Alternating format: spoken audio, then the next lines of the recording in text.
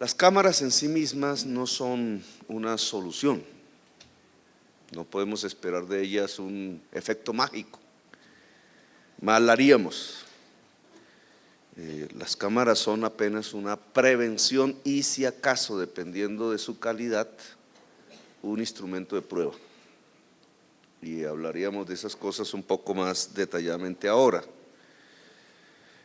Aquí lo importante en primerísimo lugar es la prevención, y eso es lo que se inicia hoy, que se sepa, que sea de común conocimiento que en Barrios Unidos hay un sistema interconectado de cámaras y que las personas que van por las calles sepan que los miran. Ese es el primer efecto mágico. Si eso no se conoce, poco es el efecto preventivo de la cámara. Y el efecto preventivo tiene que ver con detener el delito. Otra cosa es cuando ya se produce el delito. Entonces, buena parte de la acción policial y de la acción del distrito es precisamente detener que se produzca el delito. Aquí en estas localidades tenemos dos grandes, bueno, el hecho de que es como el casco histórico de la ciudad. Fuera del centro llamado histórico, esta es la antigua Bogotá, la de principios del siglo XX, 1950, para poner una fecha, cuando nacíamos la mayoría de los aquí presentes. Esta era la Bogotá. Yo incluso me crié aquí en el barrio Los Alcázares, y recuerdo que cuando veía la línea del tren, que era la 30, ya no había más allá, era como el límite, era un potrero inmenso, y ahora ya no, ni se reconoce. Ese casco que vamos a llamar tradicional, de la Bogotá tradicional, tiene unas virtudes y unos problemas. Las virtudes, pues esta es la clásica empresa bogotana, no es el grupo, no es el sindicato antioqueño, ¿cierto? No tenemos ese tipo de agrupación industrial como en Medellín. Eso me parece muy importante, porque entonces en Bogotá lo que tenemos son decenas de miles, incluso casi 200.000 pequeños y medianos emprendedores de este estilo, que no están conectados, no son dueños de bancos, no son monopolistas, luchan permanentemente. A veces luchan contra el Estado, luchan contra la banca, luchan contra las inclemencias mismas de la realidad de la vida, y así se ha hecho Bogotá. Entonces, estos núcleos, Chapinero, Barrios Unidos, 7 de agosto, recuerdo muy bien, al sur el Restrepo, el centro mismo de la ciudad, son núcleos que aglutinan centenares de miles de empresarios industriales o de servicios, o se mezclan, que es la base económica misma de la ciudad, y esta ciudad es la más rica de Colombia por eso. Y esa es una virtud de la cual hay que ahondar más hacia adelante, en términos de que cada vez tenemos que saber más del servicio. La articulación saber-producción es fundamental en una ciudad que no tiene mar, ni río navegable, ni trenes. Eso hace que esta zona tenga dos fenómenos: uno, que llega mucha gente, millones de personas todos los días, todo el centro expandido de la ciudad, un flujo de millones de personas que llegan a trabajar, que llegan a comprar, que llegan a estudiar. No mucha vive aquí, es mucha más la gente que llega que la que vive. Y ese es un primer fenómeno positivo, obviamente, pero que trae aparejado el tema de la seguridad. En estas zonas el centro extendido no es donde más muere gente por violencia, pero sí es donde más se roba. Entonces el hurto es el principal problema de seguridad, desde un poco al sur de la Plaza de Bolívar hasta la calle 100, y entre los cerros y la 30. A eso le hemos llamado nosotros el flujo, y el cuadrante se nos queda pequeño para atender el flujo. cuadrante nos sirve para detener el homicidio que se provoca fundamentalmente en otras áreas de la ciudad y hemos tenido éxito en ello. Relativo, como siempre. Hoy la tasa de homicidios de Bogotá, hoy, es 16,4 homicidios por cada 100.000 habitantes. Menor que el año pasado, que era 16,7 a final del año. Aún no podemos predecir lo que nos espera en los meses más difíciles, que son precisamente los que rodean la Navidad, desgraciadamente. Difíciles en hurto, difíciles en homicidio. En eso hemos tenido un éxito relativo porque esa tasa hace de la ciudad de Bogotá la tercera ciudad con menos violencia en estos términos de las capitales de Colombia. Solo nos gana Tunja y Leticia. Y en América Latina estamos por debajo del promedio latinoamericano y americano. Ciudades como Miami son más violentas desde el punto de vista de los homicidios que Bogotá.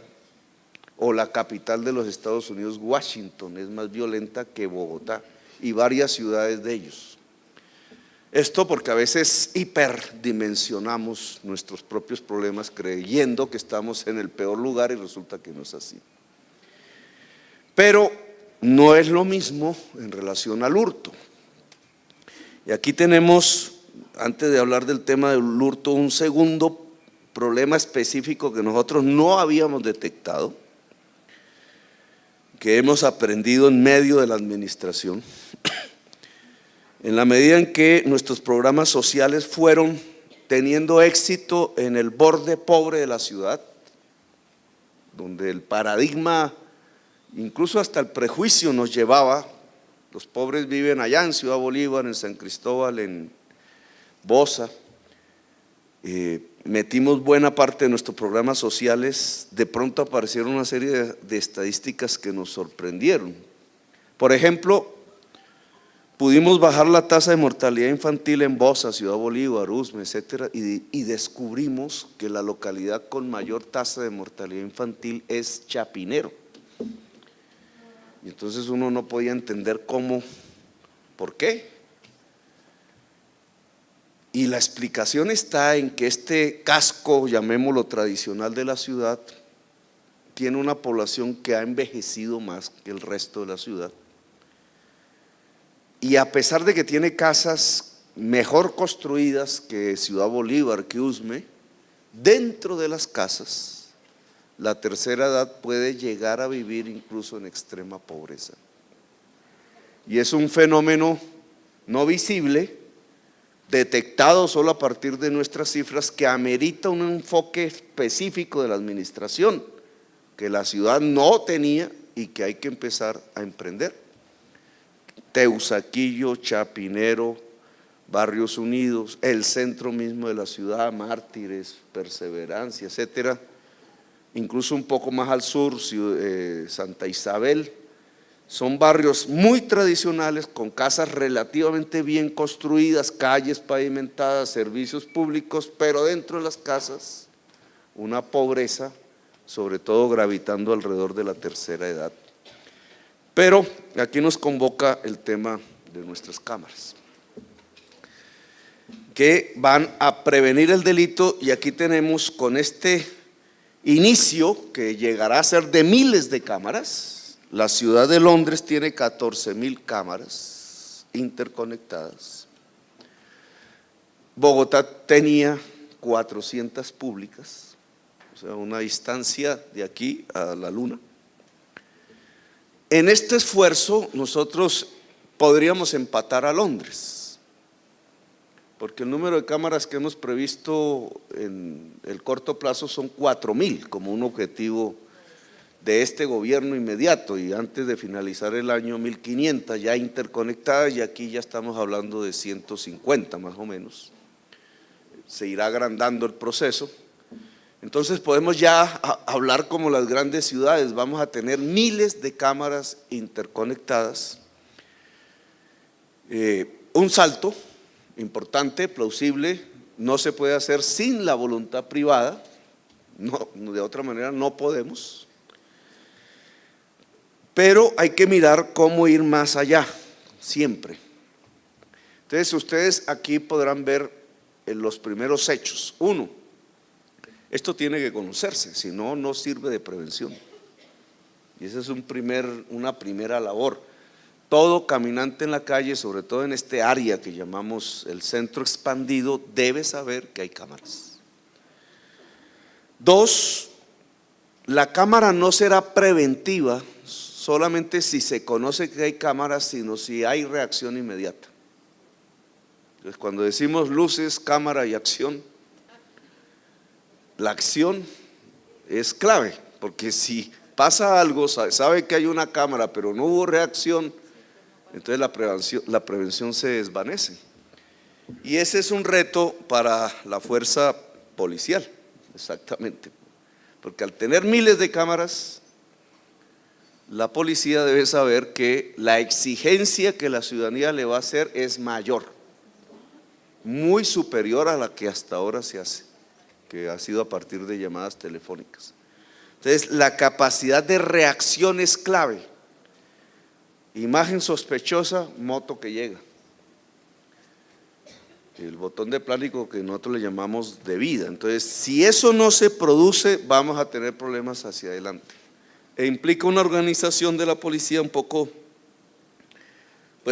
más racional. No necesitamos tener la policía todo el tiempo caminando, sino simplemente atenta, pero en el momento en que se produzca el hecho sospechoso, la reacción debe ser inmediata. Por tanto, la movilidad en motos y otros sistemas rápidos en la ciudad. Ustedes también habrán podido ver aquí que la vida privada puede quedar en cuestión. Ese es uno de los grandes debates en el mundo. Por ejemplo, en la calle hay otros sitios donde van los novios y las novias y otras formas de pareja. Hay una cámara, está mirando, ve cómo entran. ¿Qué pasa con la vida íntima de esas personas? Que no es un hecho delictivo ni nada por el estilo, pero tiene que ver con un derecho fundamental. En el mundo, y no solamente ese tipo de hechos, otro tipo de vida cotidiana, la gente necesita su derecho a la intimidad.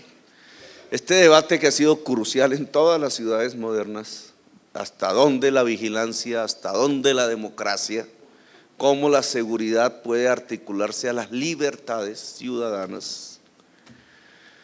No ha terminado, pero hay unos protocolos que hay que tener en cuenta por parte de la policía y Secretaría de Gobierno tiene que estar atenta. Por ejemplo, las grabaciones que se realizan aquí no deben durar más de 90 días. Y así se evita parte, digamos, de esa invasión pública hacia lo privado. Si no pasó ningún hecho, o si pasó un hecho, pues las imágenes propias que tienen que ver con el hecho se sacan, se vuelven probatorias, pero todo lo demás no debe seguir existiendo porque no nos interesa como Estado cómo el ciudadano camina, cómo se viste, con quién anda, etcétera, etcétera, etcétera. Dónde entra, son informaciones que ya están en la esfera de la vida privada, así se realicen en la vía pública. Y aquí hay que tener un protocolo muy especial porque la ciudad tiene, en la medida que esto crezca, tiene que ir aprendiendo de ese tipo de protocolos de respeto de los derechos. Aquí ya ustedes podrán apreciar que empezarán a aparecer ese tipo de problemas. Ligado a este problema, nosotros no queremos mirar para adentro de las casas, de los edificios, de los negocios. El Estado no tiene por qué entrar allí, es lo mismo que si una gente físicamente fuera a golpear y déjenme entrar y yo entro y porque sí. No, porque ya hace parte del esfuerzo privado de las personas. Hay un elemento adicional que ustedes pueden apreciar.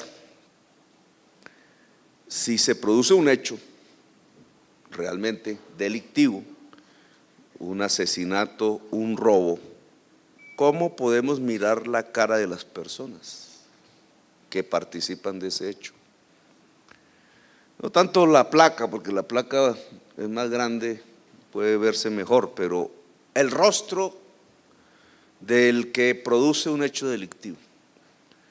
Estamos ante un problema tecnológico.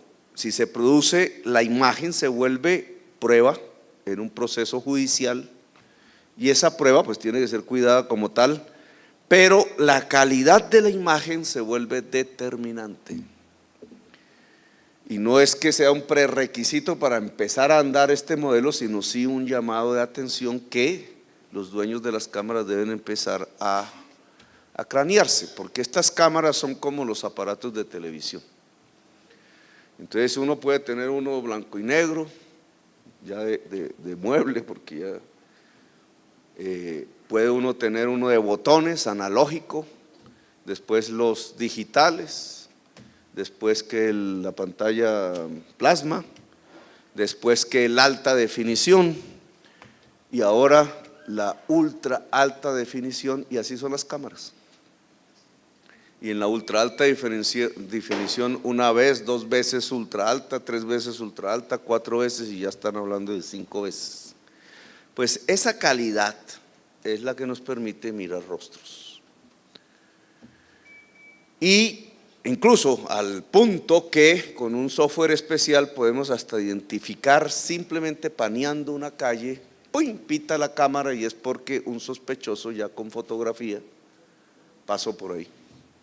Y la cámara lo identifica sin necesidad del ser humano, y esa llamada pues pone pilas a la policía y se puede con un 95% de probabilidad detectar un sospechoso. Así fue capturado uno en el estadio de Madrid, que estaba entre los asistentes a un partido y la cámara paneó y táquete, lo identificó. Esto hace que los empresarios privados, las empresarias privadas vayan pensando que si mejoran la calidad de la camarita afuera, que no significa que sea más costosa, porque esto es igual que los televisores, va bajando de precio, entonces mejora nuestro sistema, incluso probatorio en el caso de un hecho delictivo. Lo dejo en el tapete, pero no es un problema prerequisito, pero sí hay que ir estimulando los cambios tecnológicos hacia adelante. Bueno, Bogotá entonces entra dentro del sistema de ciudades seguras a través de la interconexión de miles de cámaras a partir de hoy, a partir de Barrios Unidos. Ya no es teoría, esta es práctica. Los retos se nos impondrán cada vez más hacia adelante. Espero que la llegada de esas 147 cámaras que se ubicarán bien en los sitios de mayor confluencia de la ciudad, son cámaras 5 o 4K, 4 y 5K, es decir, 4 y 5 veces alta definición, UHD, van a hacer un salto tecnológico en la ciudad, serán públicas y ayudarán en este esfuerzo privado que se articula con lo público para mejorar las condiciones de seguridad de la ciudad. Gracias por haberme escuchado, muy amables.